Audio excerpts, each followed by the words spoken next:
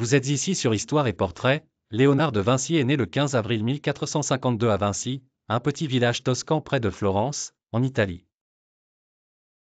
Fils illégitime d'un notaire florentin et d'une paysanne, il grandit dans la campagne italienne, où il développe un amour profond pour la nature, qui influencera fortement ses œuvres et ses études scientifiques.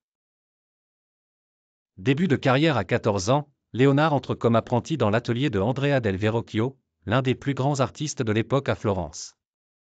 Là, il apprend les techniques de peinture, de sculpture et d'ingénierie, tout en développant ses propres méthodes. Il se distingue rapidement par son talent, et dès l'âge de 20 ans, il est accepté dans la Guilde des peintres de Florence. Premières œuvres majeures au début de sa carrière, Léonard réalise plusieurs commandes pour les églises et les institutions florentines. Parmi ses premières œuvres notables figure l'Annonciation, vers 1472-1475, où son attention aux détails et son usage innovant de la lumière se démarquent. Florence et Milan en 1482, Léonard quitte Florence pour Milan, au service du duc Ludovico Sforza. Il y restera près de 17 ans, période durant laquelle il produit certaines de ses œuvres les plus célèbres, notamment la Scène, 1495 à 1498, une fresque représentant Jésus et ses apôtres.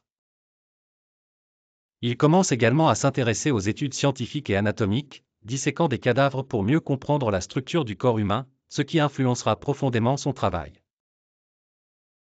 Cette œuvre montre sa maîtrise de la perspective et de la composition, mais elle souffrira rapidement de détérioration en raison des techniques expérimentales qu'il a utilisées.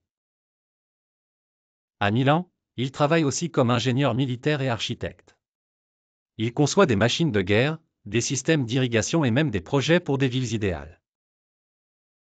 Ses carnets, remplis de croquis et d'idées novatrices, révèlent son génie en mécanique, en anatomie, en hydraulique et en optique.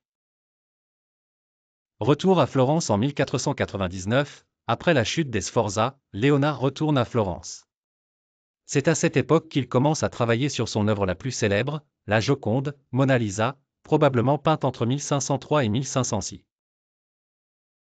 Ce portrait, dont le sourire mystérieux fascine encore aujourd'hui, est considéré comme l'un des chefs-d'œuvre absolus de l'art occidental. À Florence, il continue également ses recherches scientifiques, tout en étudiant l'anatomie, la géologie, la botanique et l'hydrodynamique.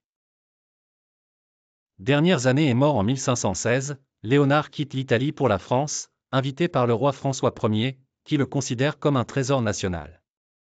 Il s'installe au château du Clos Lucé, près du château royal d'Amboise, où il passera ses dernières années.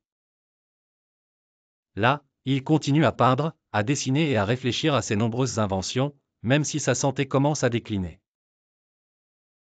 Léonard de Vinci meurt le 2 mai 1519, à l'âge de 67 ans.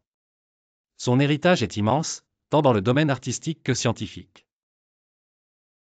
Il laisse derrière lui des carnets remplis de milliers de pages de notes, d'esquisses et de croquis sur une multitude de sujets, du vol des oiseaux à la mécanique des fluides.